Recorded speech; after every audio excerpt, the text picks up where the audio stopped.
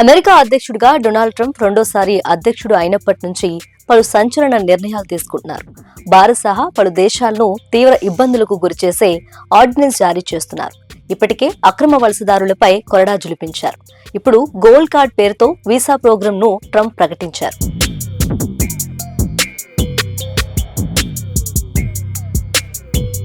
Gold card visa విలువ $5,000 million, అంటే 43.45 కోట్లు. ప్రస్తుతం అమల్లో ఉన్న EB-4 వీసా వ్యవస్థకు ప్రత్యామ్నాయంగా దీన్ని అందుబాటులోకి తీసుకుని రావాలని భావిస్తున్నట్టు తెలిపారు. వీసా ప్రోగ్రాం వల్ల అమెరికా వలస విధానంలో గణనీయమైన మార్పులు చోటు చేసుకునే అవకాశం ఉంది.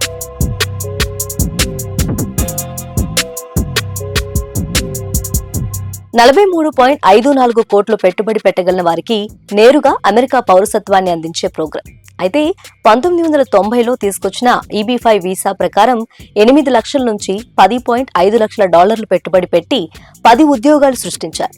కానీ గోల్డ్ కార్డ్ వీసాలో అలాంటి నిబంధనను సవరించాలని ట్రంప్ పేర్కొన్నారు.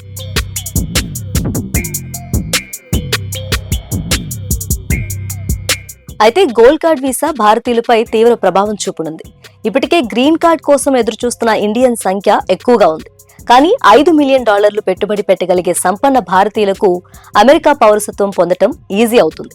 ఈ వీసాతో వ్యాపారవేత్తలు, బిజినెస్ టైకూన్లు వేగంగా అమెరికా పౌరసత్వం పొందే వీలుంది.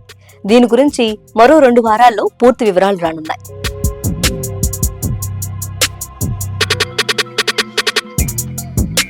UK, Spain, Greece, Malta, Australia, Canada, ఇటలీతో సహా ప్రపంచవ్యాప్తంగా 100 కంటే ఎక్కువ దేశాలు సంపన్నులకు గోల్డెన్ వీసాలను అందిస్తున్నాయి.